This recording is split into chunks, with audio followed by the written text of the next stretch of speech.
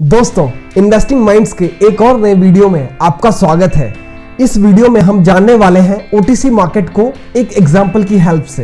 तो बिना किसी डिले के आइए शुरुआत करते हैं। फ्यूचर मार्केट का ओरिजिन फॉरवर्ड मार्केट से हुआ है, so it really makes a sense कि पहले हम फॉरवर्ड मार्केट को समझ लें, तब आपके लिए फ्यूचर मार्केट को समझना बहुत ही आसान हो जाएगा। फॉरवर्ड मार्केट को ओटीसी मार्केट भी कहते हैं, जिसका मतलब होता है ओवर द काउंटर, जिसमें दो पार्टीज में आपस में ही बिना किसी इंटरमीडिएटर जैसे कि एक्सचेंज को इन्वॉल्व किए एक fix date and fix price पर ट्रेड किया जाता है। आइए फॉरवर्ड मार्केट को समझते हैं एक एग्जांपल से। मान लीजिए एक ब्रेड बनाने की कंपनी है जिसका नाम है गुप्ता बेकरीज। उनको ब्रेड बनाने के लिए व्हीट यानी गेहूं की जरूरत पड़ती है, जो कि वो एक व्हीट एक्सपोर्टर अरोड़ा एक्सपोर्टर से बाय करते हैं।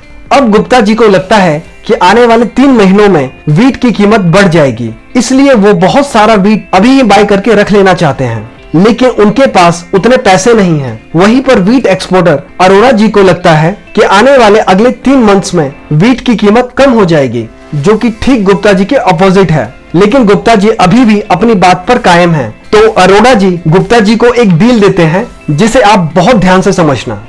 अरोड़ा जी कहते हैं कि आज से ठीक 3 महीने बाद व्हीट की कोई भी कीमत मार्केट में चल रही होगी, फर्क नहीं पड़ता, मैं आपको 1000 केजी व्हीट आज के प्राइस पर ही दूंगा, जो कि 15 रुपए पर केजी है। गुप्ता जी एकदम खुश हो जाते हैं, क्योंकि उनको यही लग रहा था कि आज से 3 महीने बाद व्हीट की कीमत 10 रुपए से बढ़ जाएगी। तो 3 महीने बाद जब व्हीट की कीमत 25 रुपए चल रही होगी, तो उनको वही व्हीट अरोड़ा जी वादे के मुताबिक 15 रुपीज पर केजी पर देंगे।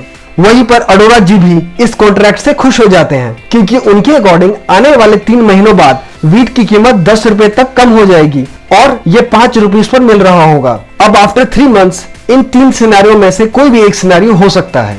फर्स्ट, व्हीट का प्राइस ऊपर चला जाएगा। 15 रुपए से ऊपर कुछ भी प्राइस होगा उसे ऊपर का प्राइस माना जाएगा। उस केस में गुप्ता जी को फायदा हो जाएगा। कैसे, समझाता हूँ। तो मान लीजिए कि प्राइस एग्जैक्ट 25 रुपए पर चला जाता है, लेकिन कॉन्ट्रैक्ट के अकॉर्डिंग प्राइस अभी कुछ भी चल रहा हो, अरोड़ा जी को वो 1000 kilogram wheat 15 rupees per KG के हिसाब से ही बेचना पड़ेगा। तो गुप्ता जी को पर केजी प्रॉफिट होगा 10 रुपीज का। सो टोटल 1000 केजी व्हीट है, तो ओवरऑल प्रॉफिट होगा 1000 into 10 is equal to 10,000 rupees का। अब दूसरा सिनेरियो हो सकता है कि व्हीट का प्राइस नीचे आ जाए।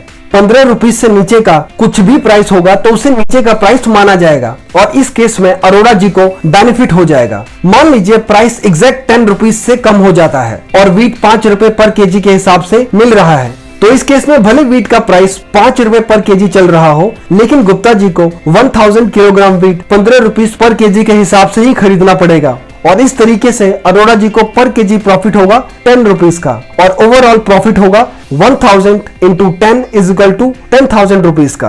और तीसरा सिनेरियो हो सकता है कि प्राइस सेम रहे, उस केस में किसी को भी प्रॉफिट या लॉस नहीं होगा।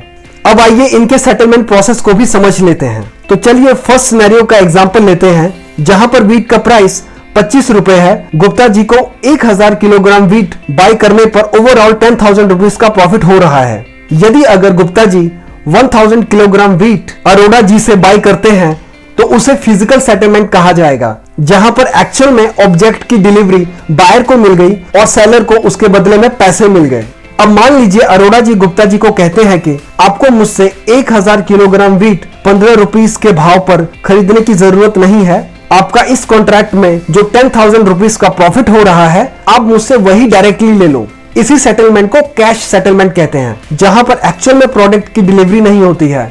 अब हम फ्यूचर मार्केट को समझने के लिए बिल्कुल रेडी हैं, लेकिन फॉरवर्ड मार्केट से हमने जो भी सीखा है उसकी 2 इंपॉर्टेंट बातें आप जरूर याद रखें। फर्स्ट, कि ये एक डेरिवेटिव कॉन्ट्रैक्ट था, क्योंकि गुप्ता जी एंड अरोड़ा जी ने एक्चुअल में व्हीट के प्राइस पर ट्रेड नहीं किया, बल्कि व्हीट को अंडरलाइंग रखते हुए एक कॉन्ट्रैक्ट बनाया, जिसमें लिखा था कि 3 महीने बाद व्हीट का प्राइस कुछ भी चल रहा हो, हम ट्रेड 15 रुपए पर ही करेंगे। और दूसरा के इस ट्रेड में व्हीट की एक्चुअल में डिलीवरी नहीं की गई, बल्कि कैश सेटलमेंट किया गया। अब फॉरवर्ड मार्केट के कुछ ड्रॉबैक्स थे, जैसे कि इसमें कोई रेगुलेटर नहीं होता है, सो इस कारण से दूसरी पार्टी के डिफॉल्ट करने के चांसेस बढ़ जाते हैं। और दूसरा कि आपको वेट करना पड़ता है 3 महीने तक का एक कॉन्ट्रैक्ट से एग्जिट करने के लिए। तो बीच में आपका पॉइंट ऑफ व्यू चेंज हो जाता है, तो आप उसी वक्त एग्जिट करके दूसरे डायरेक्शन में ट्रेड करना चाहो तो नहीं कर पाओगे। और तीसरा कि आपको आपका काउंटर पार्टी ढूंढना पड़ेगा जिसका व्यू आपसे ठीक अपोजिट है, जो कि काफी मुश्किल है। फ्यूचर मार्केट को इंट्रोड्यूस इन्हीं ड्रॉबैक्स के कारण किया गया। फ्यूचर कॉन्ट्रैक्ट भी एक डेरिवेटिव कॉन्ट्रैक्ट होता है जिसकी वैल्यू एक अंडरलाइन जैसे कि स्टॉक, एसेट, कमोडिटी या फिर इंडेक्स से डिराइव किया जाता है। तो इस वीडियो में बस इतना ही। हमारे अगले वीडियो में हम समझेंगे मेन टॉपिक फ्यूचर मार्केट को। तब तक के लिए यदि ये वीडियो आपको पसंद आई हो तो इसे लाइक, शेयर एंड सब्सक्राइब जरूर कीजिए। तब तक keep learning, keep growing and take care.